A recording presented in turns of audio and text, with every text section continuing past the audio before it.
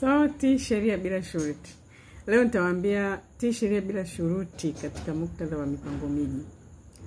Katika mipango miji, tukisema tii sheria bila shuruti, tuna maana kwamba wewe mwananchi, wewe taasisi, wewe yoyote yule ambaye unatumia ardhi, basi zingatia mpango wa matumizi ya ardhi uliopo katika hilo eneo.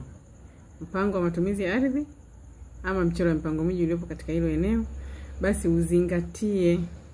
Ukitaka kujenga, angalia mpango unakuruhusu kujenga jengo la makazi, unataka kujenga jengo la biashara, mpango unakuruhusu kujenga jengo la biashara, unataka kujenga kiwanda, mpango unakuruhusu kuweka jengo la kiwanda, na matumizi mengine yoyote. Wewe unataka kujenga shule, unataka kujenga hospitali, unataka kujenga taasisi, vyovyote vile, chochote unachotaka kukiendeleza, angalia kwanza mpango unakuruhusu kufanya hicho unachotaka kufanya. Lakini kitu cha pili, kwenye kutii sheria bila shuruti, unatakiwa kuheshimu taratibu za kupima ardhi, lakini pia na taratibu za kupanga viwanja. Yaani usiashumu ile kwamba nataka kiwanja changu kipimwe kama kilivyo. Kitaratibu upimaji unazingatia mpango uliopo. Sasa wewe yani ukipima kama kilivyo, sasa hiyo inakuaje? Haiko hivyo. Lakini kitu kingine, unatakiwa, tunaposema tii sheria bila shuruti katika muktadha wa mipango miji, basi unatakiwa kufanya ujenzi au kufanya uendelezaji kwa kufuata vibali. Lazima upate kibali cha kufanya uendelezaji. Kama unajenga, basi upate kibali cha kujenga, kibali cha ujenzi ambacho kitakupa masharti sasa ujenge vipi.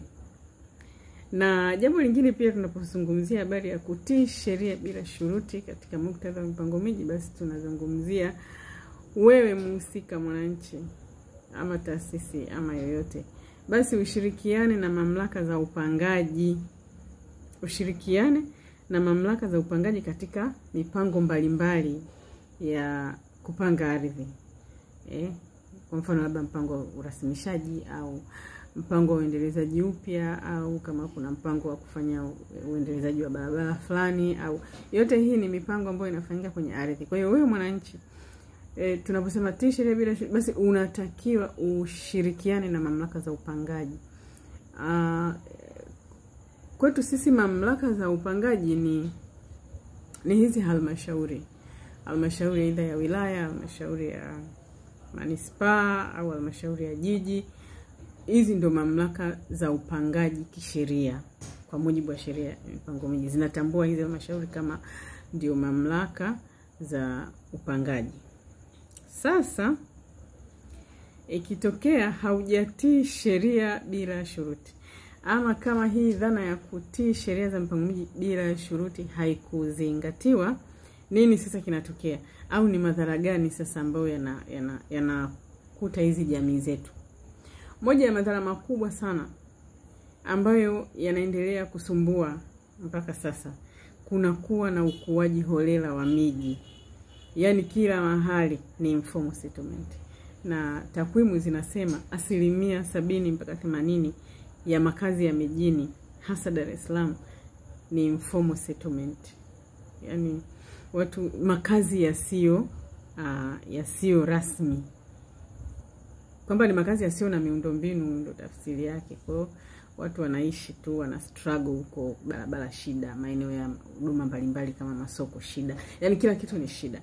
Sasa unaona umuhimu wa watu kuzijua taratibu za mipango miji, ili sasa waweze yaani wawe sehemu sahihi ya kuendeleza miji. Unajua tunaoendeleza miji ni sisi wananchi, ni sisi taasisi, ni sisi tunaoishi katika ardhi, ndio ambao tunajenga miji yetu. Sasa kama hatuzijui hizi taratibu za mipango miji na tukaanza kuzitii bila shuruti, moja ya madhara makubwa yanayotokea ni ukuaji holela wa miji, au tunasema informal settlement. Miji inakuwa mibaya tu, na kimsingi tuna miji mibaya. Lakini madhara mengine yanayoweza kujitokeza ni migogoro ya ardhi.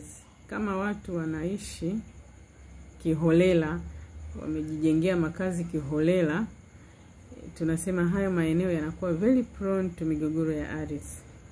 migogoro ya mipaka au ikaingia kwangu, mara migogoro mtu kaziba njia, migogoro huyu ana shimo la taka lake ndio liko upande wa bedroom yangu. Yani kunakuwa na hiyo mivutano ambayo ina exist kwenye haya maeneo ambayo sasa yamekuwa kiholela. Lakini madhara mengine sasa ambayo yanasababishwa na kutotii taratibu za mipango miji, kutotii hizi sheria za mipango miji bila shuruti, ni uharibifu wa mazingira. Kama watu hawazingatii kufuata vibali vya ujenzi, watu hawazingatii taratibu za mipango miji zinataka nini, tafsiri yake leo tunaona mabonde yote yamejaa makazi ya watu. Tunaharibu mazingira. Kwa hiyo unaona madhara mengine sasa, kwa sababu ya effect hiyo, watu wanaenda na mafuriko, mali zinaharibika. Yani mambo tena hayako kwenye oda yake. Kwa hiyo mazingira yanaharibika, mito inazidi kumomonyoka. Nasema mmomonyoko wa udongo. Kwa nini? Kwa sababu watu hawakutaka kutii sheria za mpango miji bila shuruti. Lakini madhara mengine ni kuchelewa kwa maendeleo. Maeneo ambayo yamekuwa kiholela yana struggle sana kupelekewa miundombinu katika hayo maeneo. Yani hakuna eneo la kujenga shule. Tunafanyaje? Hakuna eneo la kujenga hospitali. Tunafanyaje? Barabara hakuna. Kwa hiyo unaona sasa maendeleo yanachelewa. Na unajua hivi vitu ndio vinaongeza kasi ya maendeleo. Kwa mfano eneo likijengwa barabara, yani linaongeza thamani. Barabara inaongeza thamani ya hilo eneo. Kwa hiyo moja kwa moja unaona hapo kasi ya maendeleo inakuwa haraka.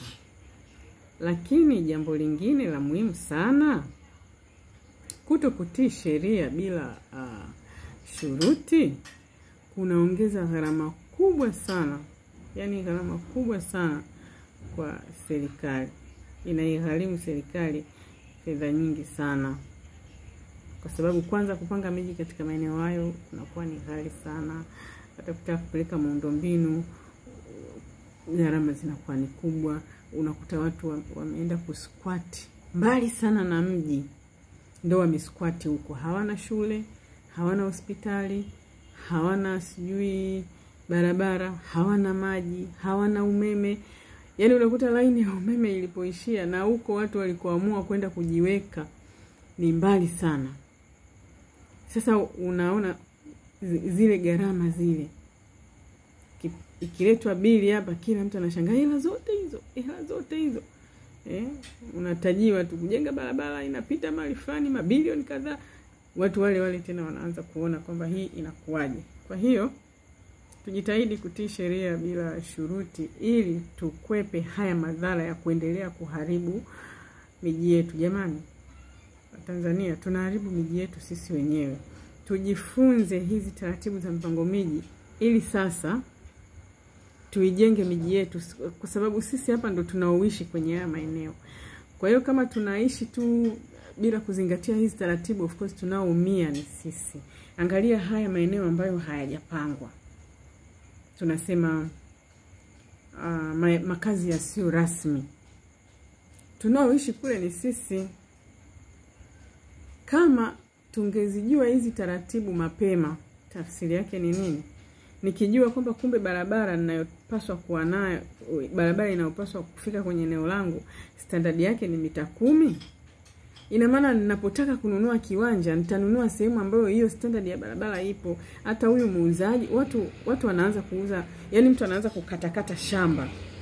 Kwa hivyo anavolikata kuuza viwanja, ana maintain, yani ana kwenye mind yake, badala ya kuweka barabara ya mita 2 au mita 3, akijua hizi taratibu za mpango miji zinasema nini, ataweka hizi mita 10 badala ya kuweka tu barabara tu mita 2. Yani barabara ya mita 2, mita 3, alafu unataka umeme upite hapo, maji yapite hapo, mitaro ipite hapo. Sasa inapitaje? Haitoshi.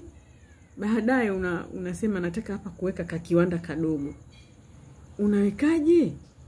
Maana hivi vitu ili viweze kukaa vizuri kwenye haya maeneo vinakuwa na uhusiano na barabara zitakazotumika. Otherwise tunakuwa tunaendelea kutengeneza misongamano katika haya maeneo ambayo kimsingi yana hizo limitation.